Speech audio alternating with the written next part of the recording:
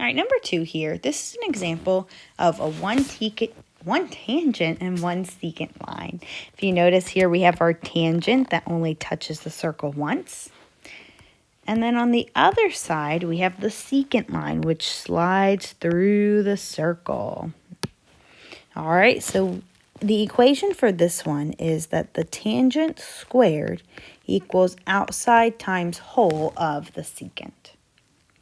Well, our tangent is x, so we get x squared equals. Now, here's the tricky part.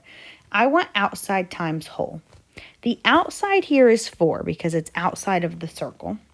But the whole I have to find by adding the two pieces. So 4 plus 12 is 16. So the whole is 16. So outside is 4, whole is 16. All right, now I'm going to simplify this. First thing I'm going to do is 4 times 16, which is 64. So x squared equals 64. Now to continue solving for x, I need to get rid of that exponent. The inverse of squaring is square rooting. So I'm going to square root both sides, and I get x equals 8. Now, there isn't an example on here, but another example of a segments problem that we have seen, I'm going to draw it, let's see, right here, is sometimes you might have, let's see how good I can draw a circle, a circle with two tangent lines. And I always say it looks kind of like the party hat.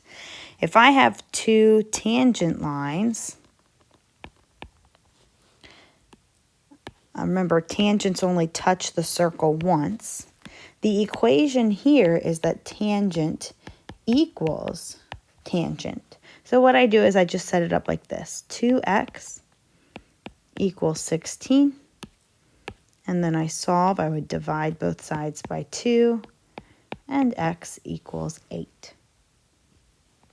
Now, there's another example with some tangents as well.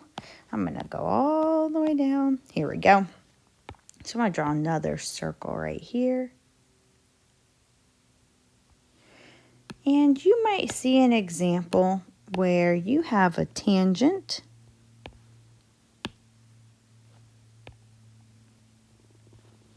So here is my tangent line.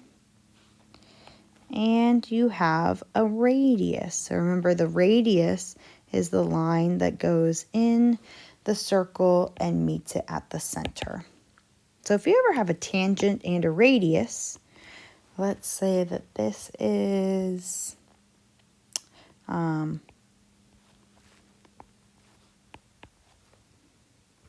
we'll label it like that.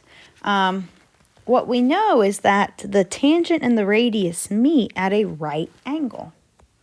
So what we can use is Pythagorean theorem, which is a squared plus b squared equals c squared. All right, the important piece here is that we find c. Well, remember, c is always across from the right angle, so that would be this line here. But we run into a little bit of a problem because I don't know this piece. I only know that this outside piece is 2. Well, actually, I do know what it is. It's just not labeled. Remember that in a circle, every radius is equal to the other. So because this radius here is 3, I know that this piece right here actually is 3. So I can find the whole hypotenuse by just adding 2 plus 3 is 5. And that should be c. The other two can be a and b. So let's say x squared plus 3 squared equals 5 squared. And now I just want to simplify. So x squared equals 9, or sorry, not equals 9, but x squared plus 9 equals 25. All right, now I'm going to subtract 9 from both sides so that I can get x by itself. So x squared equals 16. Now I want to get rid of that squared, so the inverse is to square root, and x equals 4. So Pythagorean theorem is what we used here.